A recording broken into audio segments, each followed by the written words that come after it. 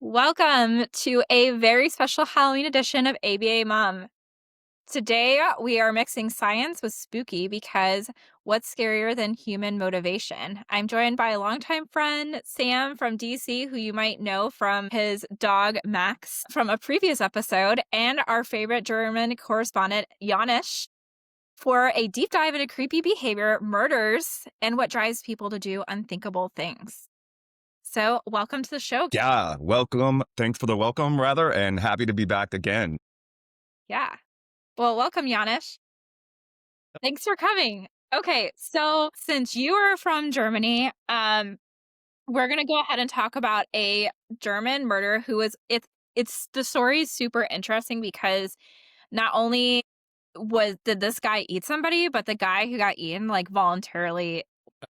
I mean, it's been quite a while ago, but well, I still remember it. I was a child. I was like 10 years old or something when that happened. But it was like all over the news.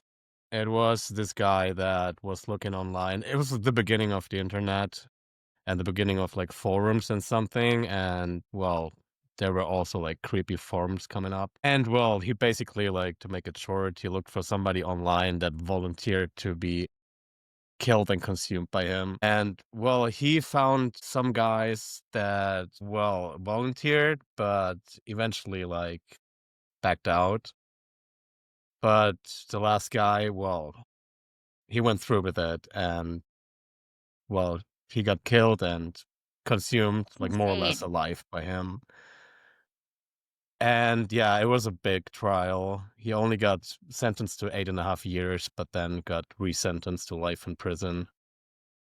Because there was no, like, legal precedence to that, like, well, something like that had just never happened before, and the court basically didn't know how to react to that because according to German law, it's not illegal to consume another human being, and since it was not a murder because it was consensual, yeah, it was a really complicated and long trial. Despite being totally disgusting, right? Yeah. And what I read, the article said that the first part of it, so they met right on this online forum. He said, "Hey, does anybody want to be eaten today?" Like, and this guy's like, "Heck yeah, me."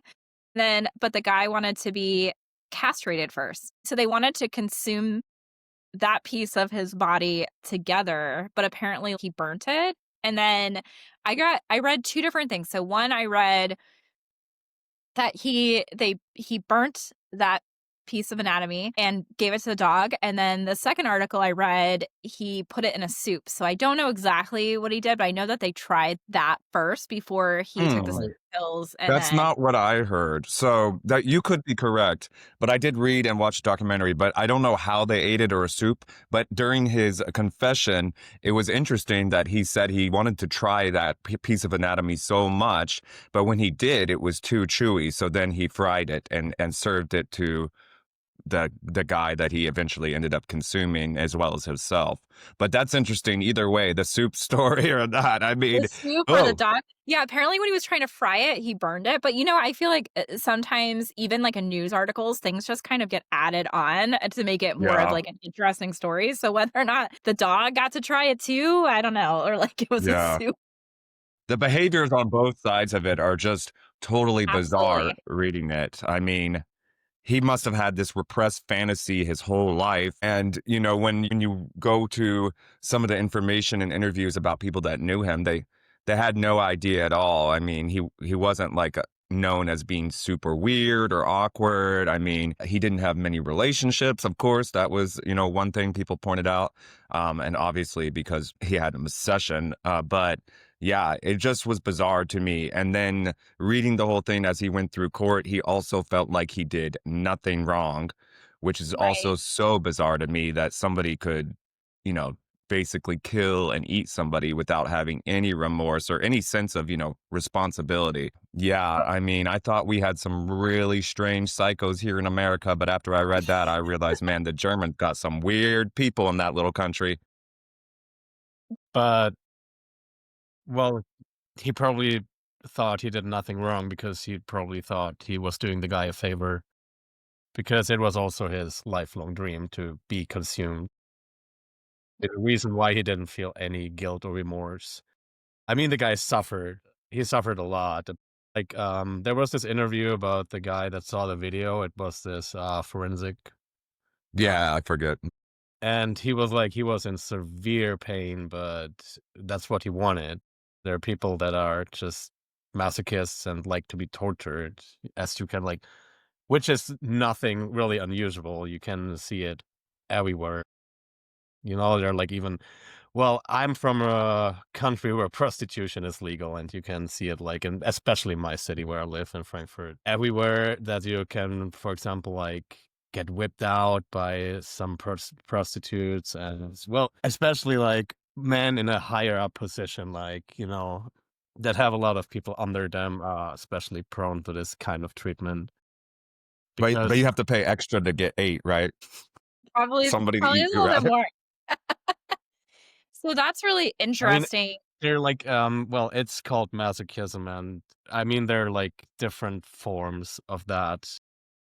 Or, for example, like borderline disorder, people cut themselves and get pleasure out of it. I mean, that's not unheard of. And there's some research too. There's like a fine line between like the pain and pleasure, right? So some people like engage in like pain because it makes them feel good or it helps them like get out of like a situation they're in. So people who engage in like self-injurious behavior sometimes because it makes them feel better to some degree and it also releases like endorphins, and some people do prefer to engage in self-injury. So I mean, maybe some people, they want to be eaten and bit, and there's that. It sounds like there's a sexual component compared since his privates are chosen to be eaten on both ends. I would say that there's probably like, and I think with a lot of murders too, at times there's like that sexual like motivation too. Yeah, but when they went through the courts and stuff, when they first tried him, apparently they had an issue with trying to find that motive, because he didn't really admit to it that it was his desire was necessarily sexual. But it sounds like the second time that they retried him, they really used that motive of his sexual desire for this to eventually give him such a larger sentence as well, which I found was interesting too. Laws vary from country to country, but it wasn't too different. The same concept here, I think prosecutors would have struggled in the US as well. But Yeah. yeah, definitely a crazy sexual component there for that kind of behavior. And probably because he had repressed it for all these years, these fantasies, and maybe not talked about it or tried to do something. So, I mean, I don't know if it's even possible to, rehabilitate somebody like that, but definitely the fact that he, just let it fester probably played out into this weird scenario. I mean, it's just a sexual preference that has manifested in his brain all over his life. I mean, it's an abnormality. Can you say that? Is that a word? Right. I mean, it's the same, like, okay, maybe just like being not typical in the sexual behavior, like heterosexual. Well, there are people that are into all kind of things, and some are tolerated and some not. I mean, for example, pedophiles, they just are attracted to little children. I don't encourage it or anything, but Oh my God. Right. So let's edit that part imagine out. it's just in their Yeah. brain. Yeah. So I always say, for things like that, and this is really just like an opinion. It's not really like behavior analytical is like, as long as you're not like hurting. I think what's acceptable in society is as long as you're not hurting other people. Like you could be into weird stuff, like you could be into like feet or whatever, but as long as you're not like eating somebody's feet, like you're hurting somebody, like you're probably it's acceptable kind of like in society, like all of at least like in the United States, it seems to be acceptable as long as you're not hurting somebody else. So like in that instance, when we talk about, like pedophiles, you're hurting children. So in that instance, that would be, hurting another individual. Found it also interesting that I believe the killer's name Mavis and his nickname is the Cannibal of Rotenburg. Is that how you say it? Whatever. And so the guy that he ate, Brandis, right, spoke English really well. And so the killer, Mavis, had said after he ate him that he felt like his English had improved. I thought that was really bizarre as well, which not only showed that he had some bizarre sexual desires, but maybe just some other cognitive issues, possibly. Obviously, I'm not a practitioner or even a behaviorist, but something to think that and to talk like that is just bizarre. Yeah, the psychology behind that is like super interesting. So I don't know But it sounds like, there's some delusional things going on. It's like, I consumed him and now I know English better. So I think it's just kind of like, like a placebo effect, so to speak. Like, now I'm like, I took this pill and now I'm like better at English. So Right. like now I eat this body and now I'm better at English because he was better at English. I think that is super interesting and kind of funny.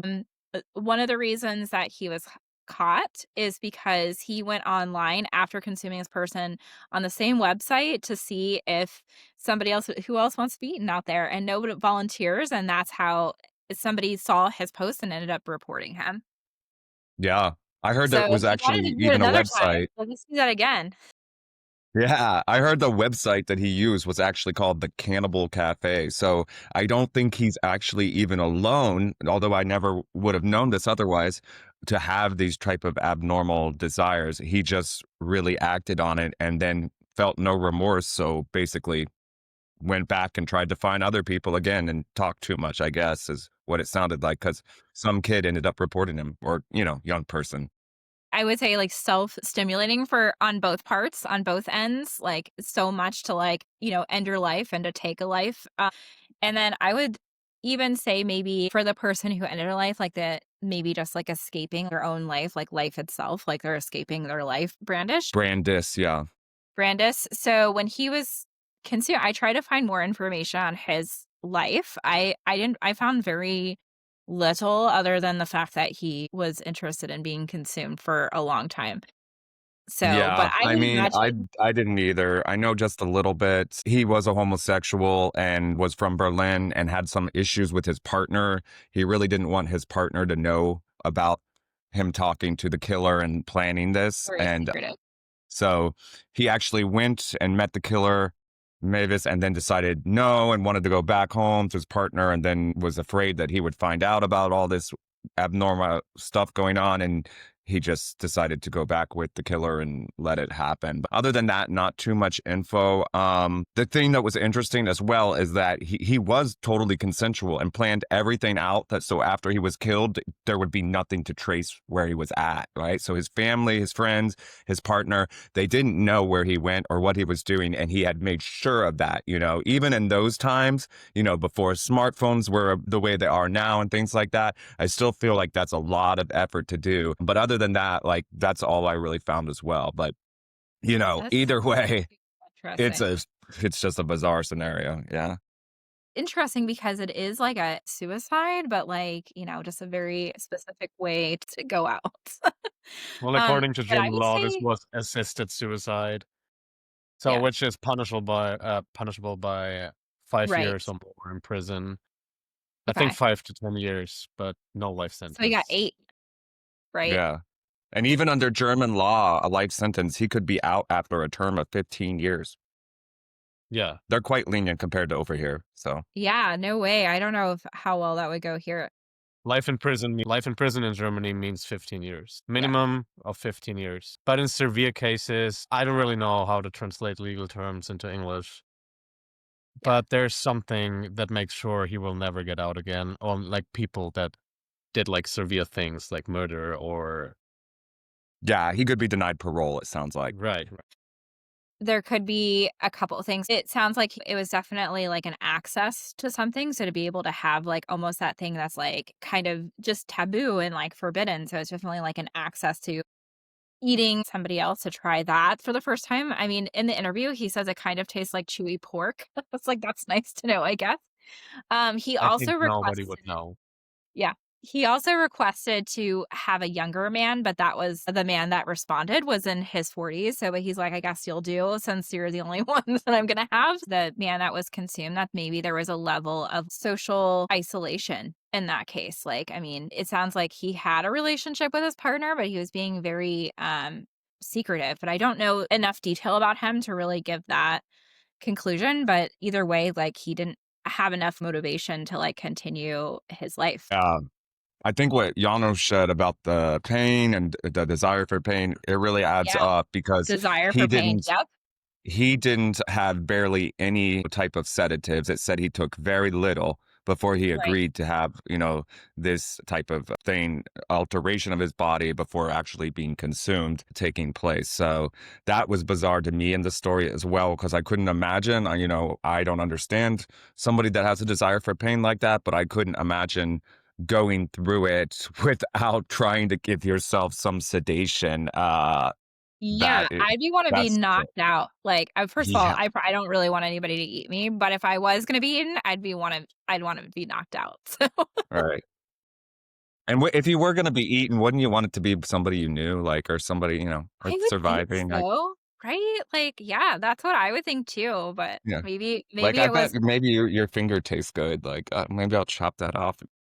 right. Yeah, that is really interesting too, but I think it's kind of like Well, you it's got an like F Tinder for right. cannibals or something, right? Before Tinder was out. It's like Tinder for cannibals, like I mean, I guess they didn't have air fryers back then, but yeah. that probably would have Yeah, been.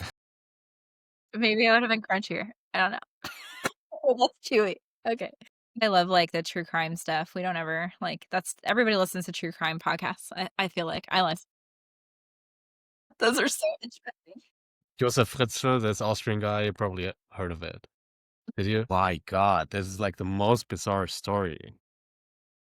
Like there was this Austrian guy and well, he was just a regular guy worker and well, he had a daughter and by the time she became like well, he started to abuse her and well, she snuck out of the house and as a punishment, she got locked up in a room. Just normal, right? But when she turned 18, he locked her up in the basement and basically for like 34 years or something and made like 8 children with her.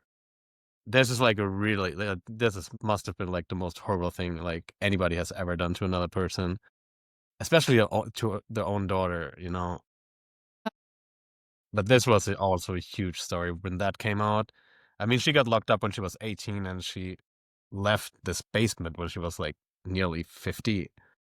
And that was in Germany? There was in Austria. Austria. Oh, wow.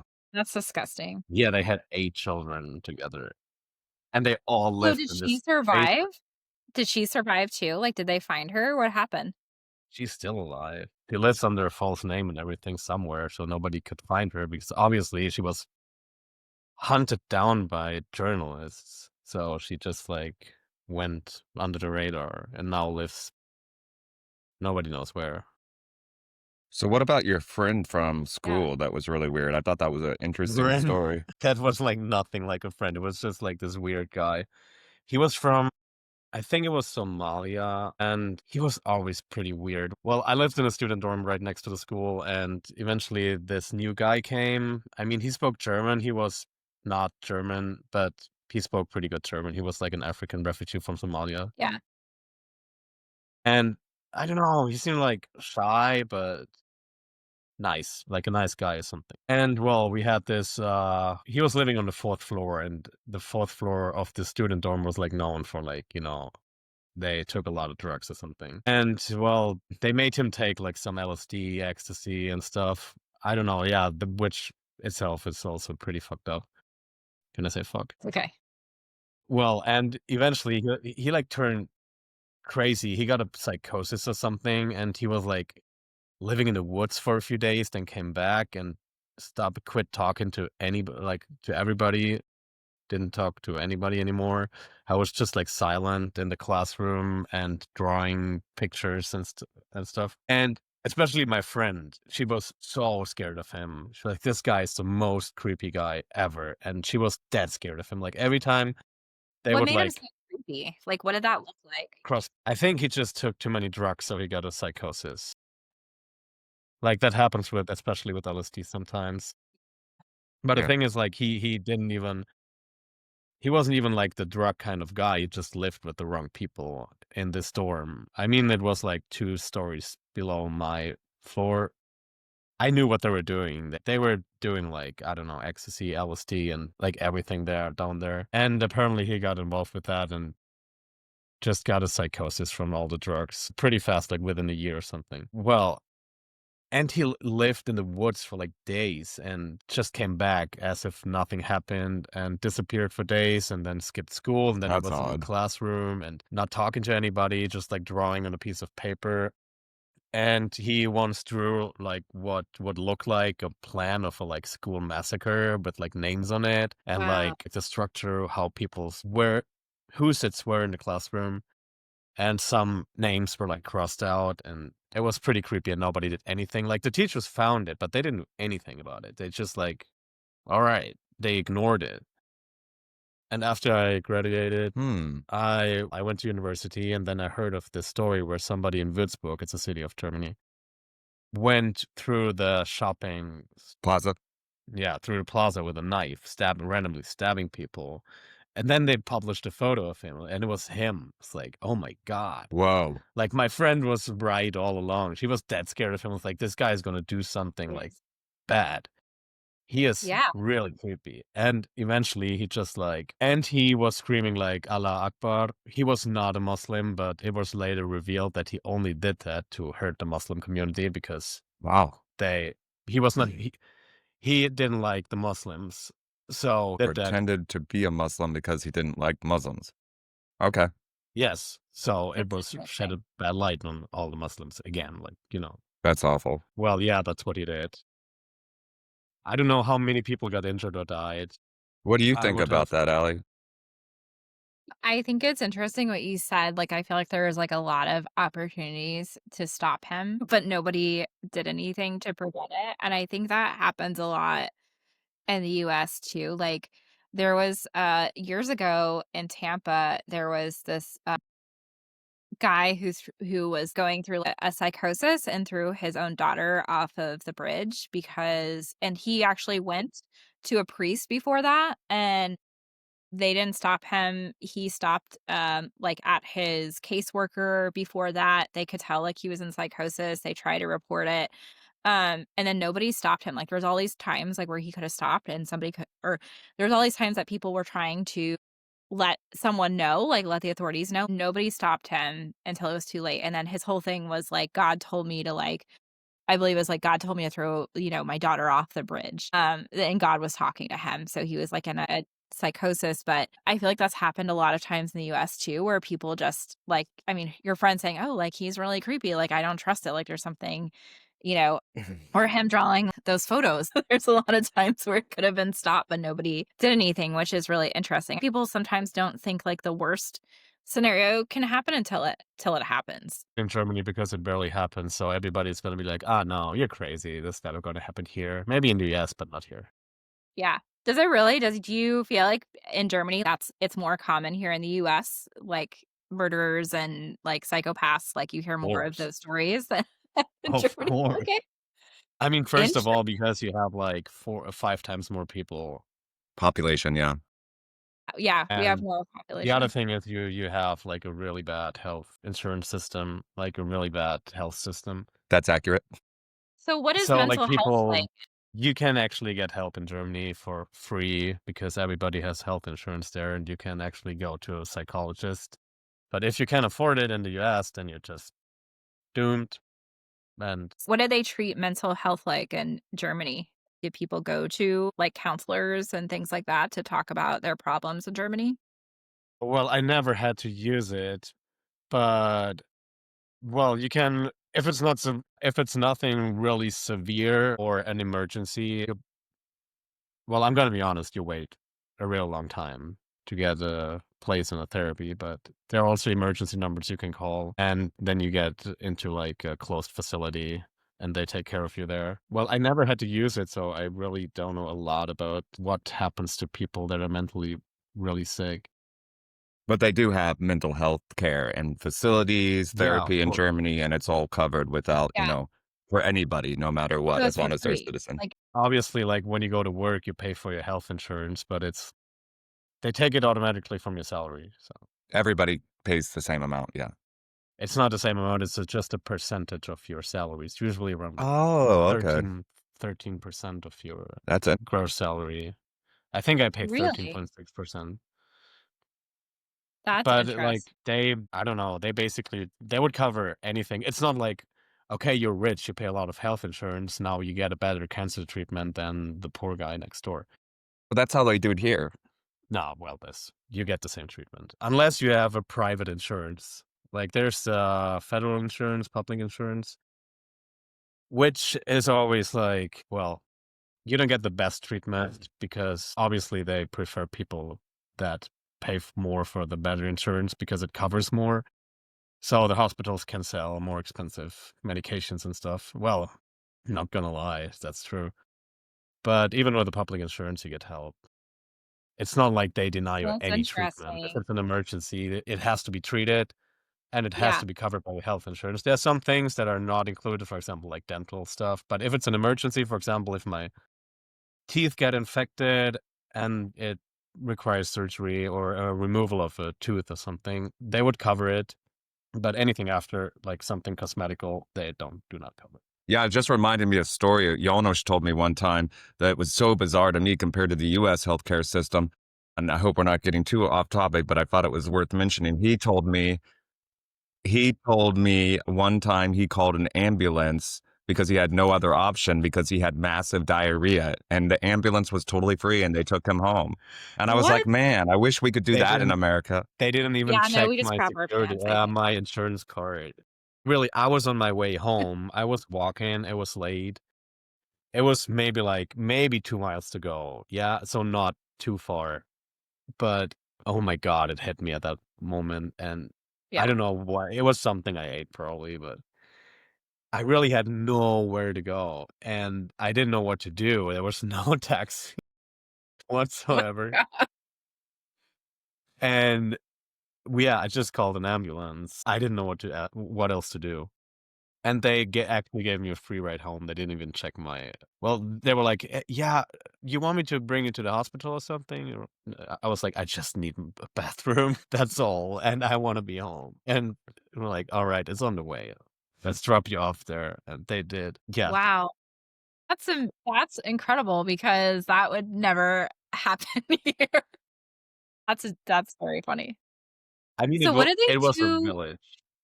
what do they do if, like, you're unemployed? Like, do you still get, like, the free health insurance if you're How unemployed? the government pays for your health The insurance government pays then. for it. So, back to, like, we were kind of talking about motivation. You cannot look into somebody's head or mind, That's true too. You don't know but what's there are going some on in their symptoms head, that are quite private events. obvious. For example, if you see somebody talking to himself on the streets, you're probably okay, he might want to get some help. But I think the most dangerous people are the ones that keep it to themselves and it's not obvious. Yeah. And I once had a friend where it became obvious, and Allie might remember this as well. And I felt like it was really gradual. But at one point, he started to tell other people that he literally believed that I was a vampire and that that was the reason that I had not aged so much, which I felt Yeah. was a compliment because that is not It true. was a compliment, but it's very true. He said that he knows you know that you're a vampire. Yeah. He said that notes, and he said that I wasn't just a regular vampire. I was an energy sucking vampire, but I also sucked blood.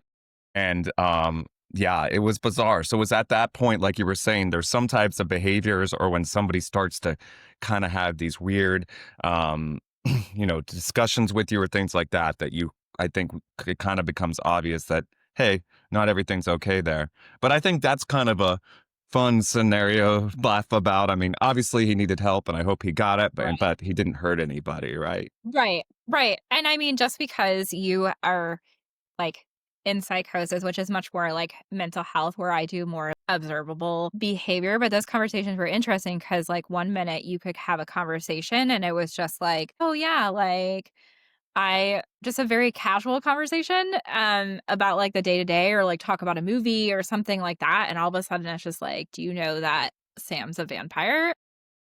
It's a very different conversation. At first, I thought he was joking, but it was not a joke, and also to just be careful because they're everywhere, to watch out for the vampires, and sometimes, like, you see them. You gotta watch out for the vampires. But So, I actually yeah. think insanity is like grows from a seed that's planted pretty early in Mm. your brain and it just keeps growing. If you don't do anything about it, it'll just keep It growing usually and it comes out can. before if somebody's like their mid-20s, though. Schizophrenia, at least. Yeah, Yeah, my and uncle has that. My uncle has schizophrenia. Well, you just told everybody on live TV. Well, it's not me. It's my uncle. Well, he's a nice guy. He has to take a lot of medication though. So motivating operations. So there's different motivating operations for this type of behavior versus, like Halloween candy. They're both strongly reinforcing, but just different outcomes for those. So Janosch, what are some differences for mental health for Germany versus the United States that you've observed? Well, I never had to use. Wait. Well, the thing is, like, I've been to like 26 countries. And if I had to compare all the countries, for example, like me walking around at night, US is number one scary. It's on the first place. I've been to Mexico, I've been to Colombia, but it's like nobody in this The world who I've US is ever the been. It's so scariest? scary to walk around at night here. I don't know.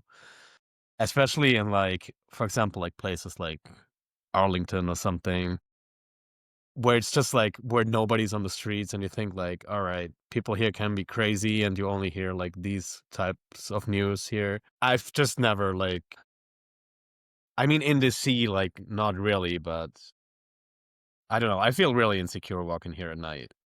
And well, that's probably especially also because like I know police won't help me. But Okay.